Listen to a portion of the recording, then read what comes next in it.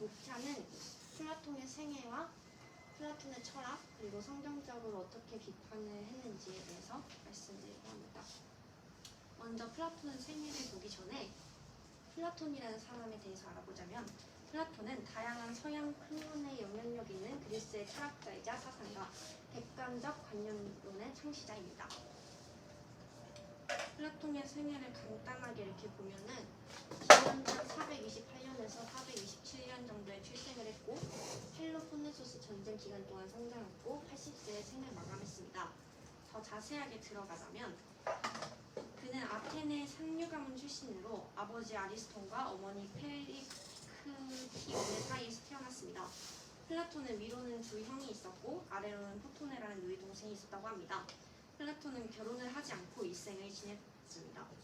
그가 성장한 시기는 아까 말했듯이 아테네와 스파르타가 그리스의 패권을 갖춘 펠로폰네소스 전쟁 기간이었습니다.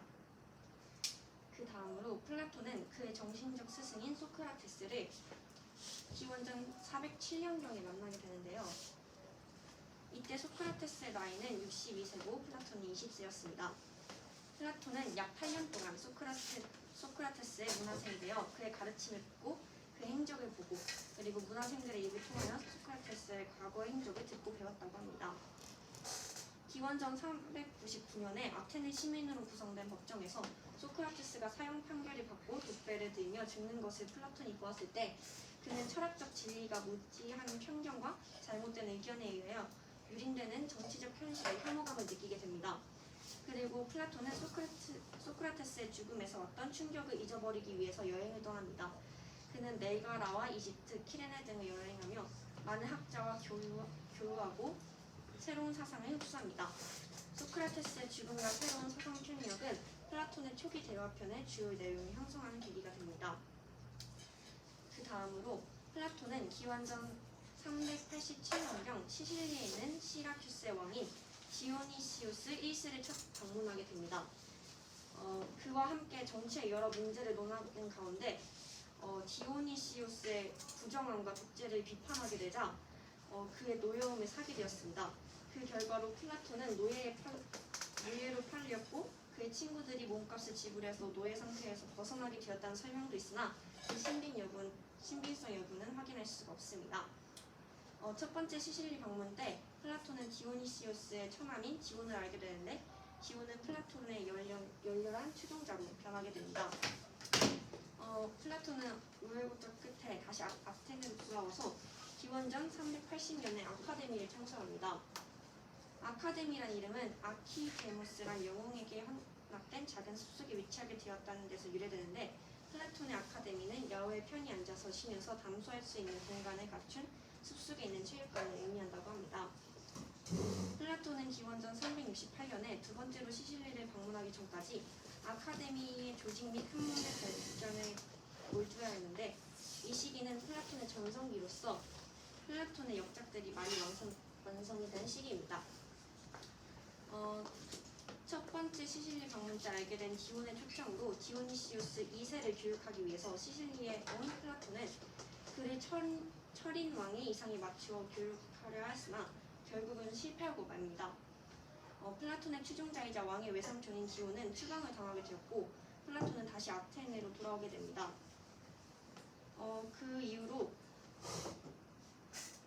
플라톤은 디온과 화해시켜달라는 디오니시우스의 2세 요청에 따라서 세 번째로 시실리를 방문하게 되었으나 디오니시우스 2세가 디온의 추방을 해제하지 않고 그의 재산도 몰수하게 되자 그와 결렬하고 어렵게 아테네로 돌아오게 됩니다. 이후 플라톤은 현실 정치에 대한 관심을 버렸으며 아카데미에서 학문 연구에 전념하다가 80세에 그의 생을 마감하게 됩니다. 그 다음에는 플라톤의 저서 대화편 목록인데요. 먼저 소크라테스의 죽음 이후 여행함을 썼던 초기 대화편의 대표적인 것은 소크라테스의 변명과 프로타고라스, 고르기아스가 있습니다. 그 다음으로는 플라톤의 전성기 대표적인 대화편인데요. 국가, 향연, 시치터디스, 파르메데지스 등등 많은 것들이 있습니다.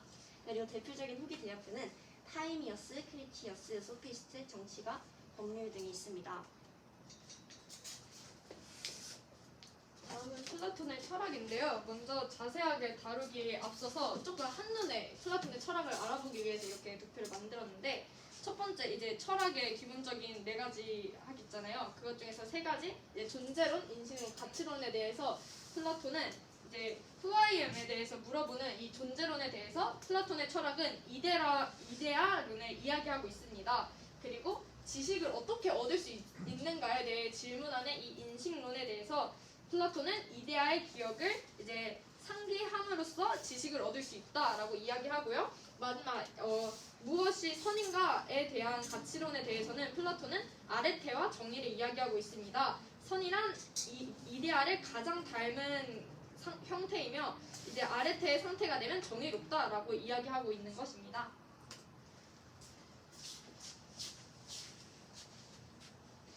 플라톤은 진리가 있다고 믿었고, 그렇기 때문에 모든 진리가 모여있는 세상이 있을 거라고 생각했는데, 그게 바로 이데아고요. 이제 현시적인데 현상세계는 가짜고 이데아가 진짜라고 되어 있는데, 그거는 바로 다음 페이지에서 나올 거고, 현상의 사물은 이데아의 것을 닮은 것 혹은 이데아의 일부가 나타난 것이라고 설명하고 있습니다.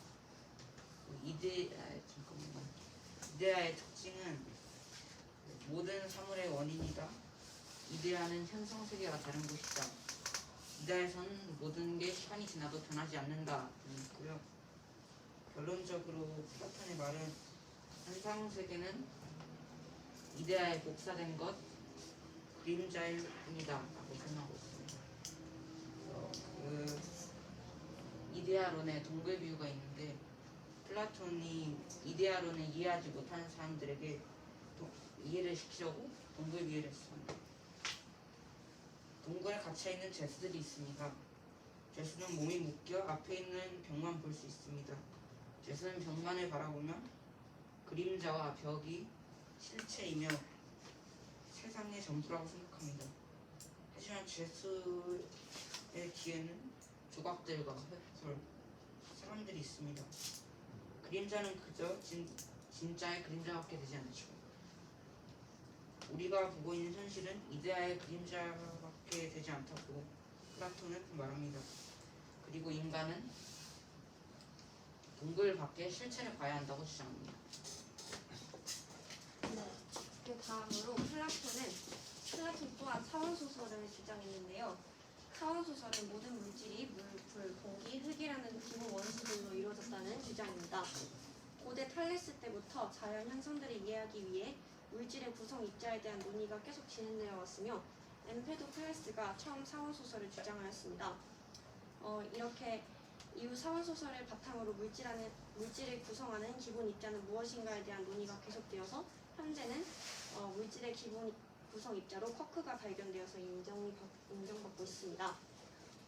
플라톤은 창조주 데미우르고스가 사원소를 만들고 이 모든 물질들을 이 사원소로서 만들었다고 합니다. 플라톤은 이들 사원소는 이상적인 기하학적 모형을 가지게 되는데, 불은 정사면체, 흙은 정육면체, 공기는 정팔면체, 그리고 물은 정20면체로 되어 있다고 합니다. 여기서 흙은 고정불변의 특징을 가지지만 나머지 세 원소는 서로 바뀔 수 있습니다. 그리고 플라톤은 이 외에도 제5원소로서 에테르를 언급한 적이 있습니다. 네, 그 다음은 플라톤은 교육 단계를 나눴다고 합니다. 플라톤은 국가를 개인의 학대로 생각했고, 철학자가 왕이 되거나 왕이 철학을 해야 한다라고 생각하는 유명한 철인 정치론을 전개했습니다. 이러한 통치자의 교육 제도와 방법에서 플라톤의 교육학을 볼 수 있는데요. 먼저 첫 번째 단계는 출생부터 17세까지의 단계이므로, 이 시기는 기초적인 도야의 단계로 문예, 음악, 조형 미술 등 비교적 수준이 낮은 지적 도야와 일반적으로 정서적 방면에 해당되는 학예와 체육을 주로 하였습니다. 체육도 단지 육체의 단련만을 위한 것이 아니고 그 이상의 정신적 도야를 위한 거였습니다. 이들 과목은 유의적인 방법으로 가르치게 하였고, 이런 자유로운 학습 활동을 하는 가운데 각자의 개성이 발견되게 하였습니다. 둘째 단계는 17세부터 20세까지로 이 시기의 교육은 군사훈련의 기초가 되게 하며 어떠한 공경에도 참아낼 수 있는 강인한 심신을 기르기 위해 체육만을 전수시킬 것을 주장했습니다. 이 과정을 통해 성적이 불량한 자는 생산자 계급으로 남게 했고요. 그 다음으로는 셋째 단계로 20세에서 30세까지입니다. 이 시기에는 철학의 예비 국가로서 수학, 기하, 천문, 음악, 이론을 체계적으로 배우게 했습니다. 이 시기에 성적이 불량한 자는 군인을 남게 했습니다. 그 다음으로 30세에서 36세까지는 넷째 단계로 이때는 전적으로 협의 변증법을 배웠습니다. 이 시기에는 감각적인 것을 떠나서 순수하게 관념적으로 산물의 본질을 취급하는 시기로 설정하였는데요.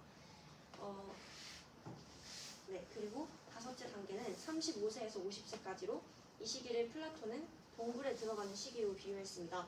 이때가 되면은 인간은 숙세에서 나와 군사와 정치를 실습하고 연구하며 풍부한 경험과 견문을 쌓습니다. 50세 이후에는 평생토록 변증법의 초보적인 대상인 선의 이데알을 연구하고 교대로 정치를 맡으며 후진을 교육했습니다. 플라톤이 주장하고 또한 아카데미아에서 실행한 교육 방법은 소크라테스적 방법이었습니다. 그것은 소피스트들의 논쟁술, 배변술에 빠지는 대화법이 아닌 자기 성찰과 진리 탐구를 위한 방법이며 생명이 없고 또 문자에 의한 교육이 아닌 살아있는 말을 존중하는 대화법으로 교육했다고 합니다.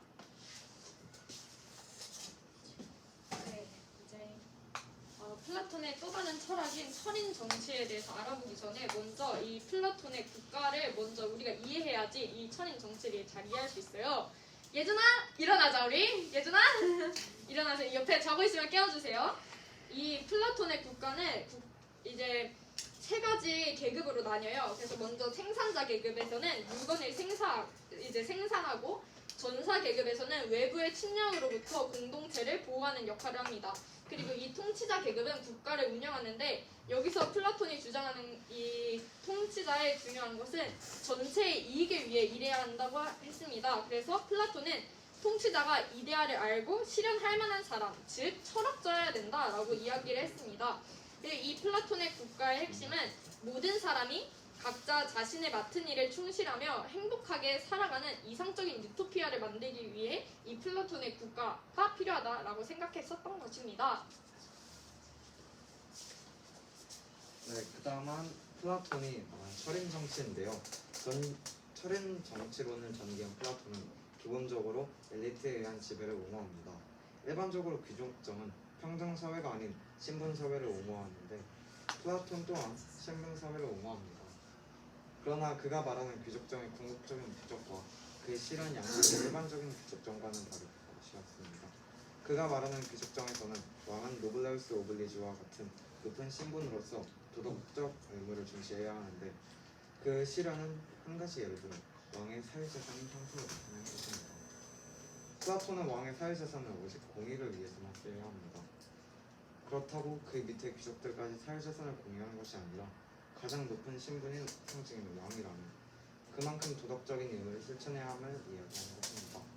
또한 정치 일선을 담당하는 일선 귀족들은 흔히 우리가 알고 있는 부사계급에 기반한 귀족 또는 세습에 의한 귀족이 아니라 철학 지식이 충만한 철학자들을 가리킵니다. 그는 지식인에 대한 독재를 줄곧 주장해왔으며 시민 계급에 의한 토론 정치인 아테네 민주정을 의문점처럼 비판했습니다. 그리고 뿐만 아니라 그의 세 가지 주된 덕에서는 조화라는 것을 엿볼 수 있는데 네 가지 주된 덕에 맞는 각각의 신분이 각자 맡은 일만 해야 하며 그것이 조화를 이루어야 한다는 것입니다. 서로 다른 일을 한다거나 서민이 전쟁을 하는 것과 같은 용기를 보이는 것은 플라톤 관점에서 사회적 부조화를 이야기하는 것이었습니다. 그리고 플라톤이 살면서 이제 남기는 명언들이 있는데요. 이제 보면 눈은 영혼의 창문이다. 정치를 외면하는 가장 큰 대가는 가장 저질스러운 인간들에게 지배당하는 것이다. 인간의 행동은 세 가지 주된 원인이다. 그것은 욕망, 감정, 그리고 지식이다. 행복한 국가를 만드는 것은 소수의 사람을 바로 그 위에 해서 행복하게 만드는 것이 아니라 온 국민을 행복하게 하는 것이다. 가장 완벽한 체제는 엘리트에 의한 독재이다.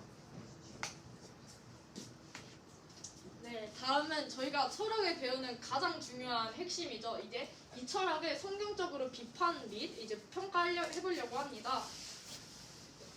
이제 플라톤의 철학은 여러분께서 배우시면서 느끼셨다시피 상당히 기독교와 많은 유사성을 가지고 있는데요.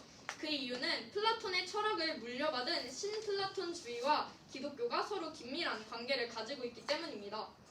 1세기 당시 유럽에는 헬라 철학이 굉장히 유행했는데요. 이때 3세기에서 6세기에는 알렉산드리아를 중심으로 플라톤 철학 계승 철학자들이 생겨나게 되었고, 이를 저희는 신플라톤주의라고 이야기하고 있습니다.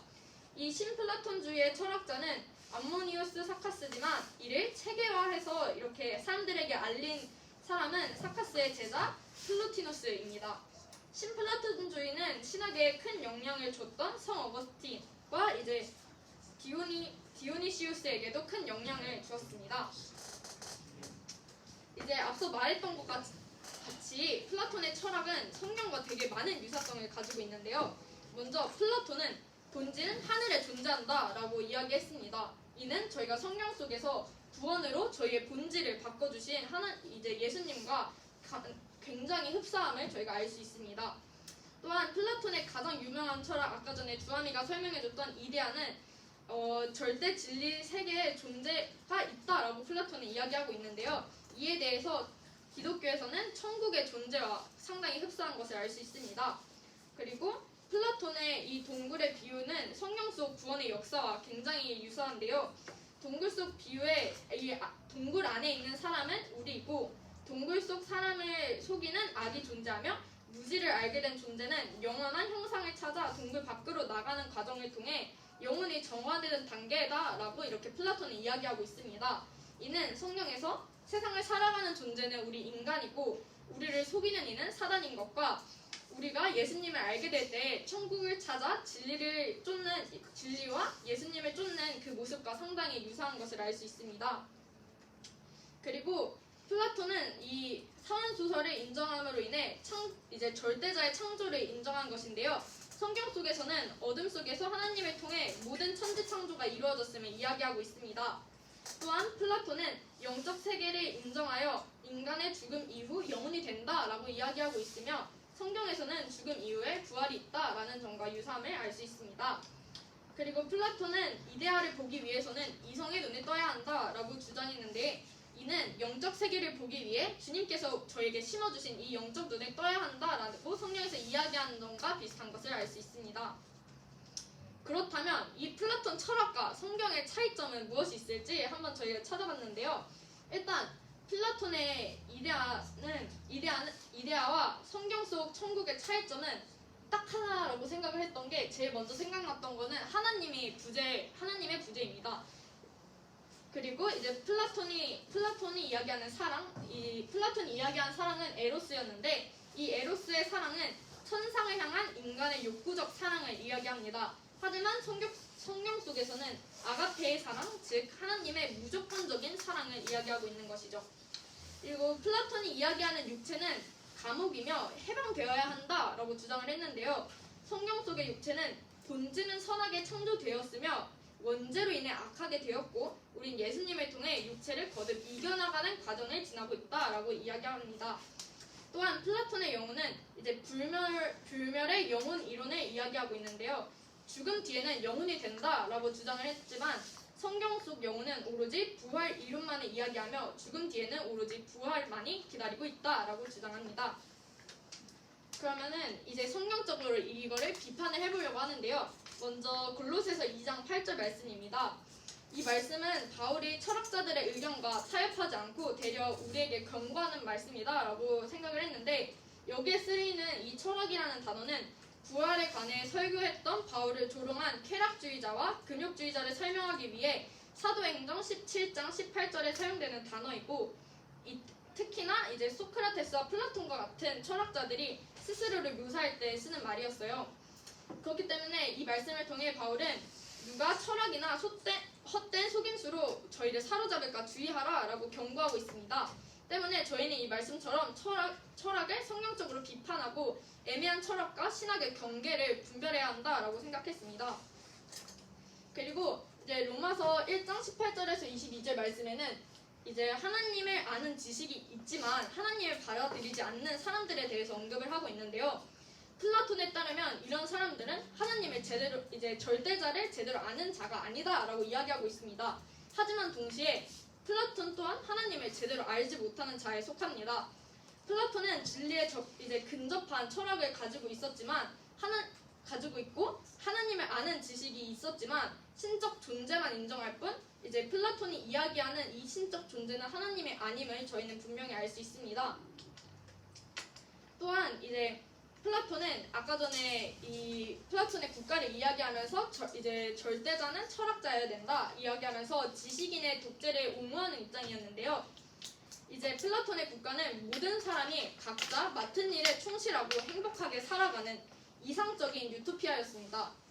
하지만 단순히 인간이 자신의 맡은 일에 충실한 것이 진정으로 행복하는 유토피아가 아니라는 것은 저희는 알 수 있습니다. 신학자 장 칼뱅은 모든 인간의 보편적인 삶 영역 전반에 하나님의 통치가 구체적으로 실현되어야 한다라는 영역주의를 이야기하고 있습니다. 때문에 각자 모든 개인이 자신의 일에 충실하고 행복하게 살아가야 하는 것은 맞지만 그것만이 온전한 유토피아를 이룰 수 없으며 진정한 유토피아는 국가의 모든 영역에서 하나님의 통치가 구체적으로 실현되어야만 존재할 수 있다라고 이야기하고 싶습니다.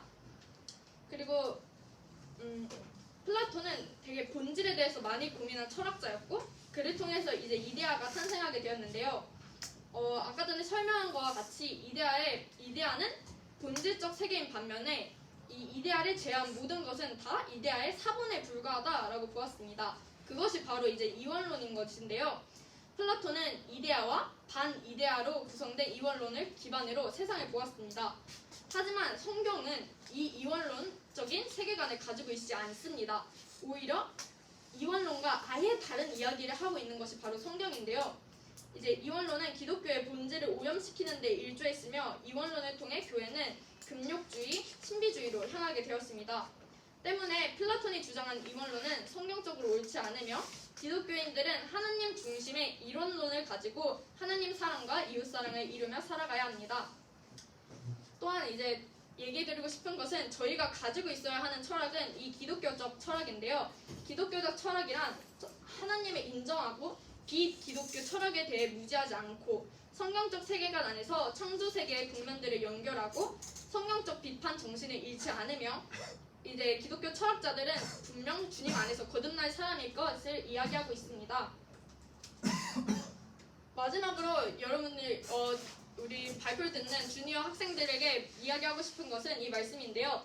모든 이론을 파하며 하나님을 아는 것을 대적하여 높아진 것들을 다 파하고 모든 생각을 바로잡아 그리스도에게 복종하게 해야. 이 말씀을 보면서 저희 이 철학을 배우고 있는 또 우리 주니어 학생들과 우리 생기 친구들 모두 가운데 하나님을 아는 지식이 분명하게 서 있고 이 철학들을 접했을 때 분명히 이를 분별하고 주님 아는 것을 대적하여 높아진 것들을 다 파하는 저희 생기 친구들이 됐으면 좋겠다라고 해서 이 말씀을 마지막으로 넣게 되었습니다. 이상으로 저희 발표를 마치도록 하겠습니다. 감사합니다.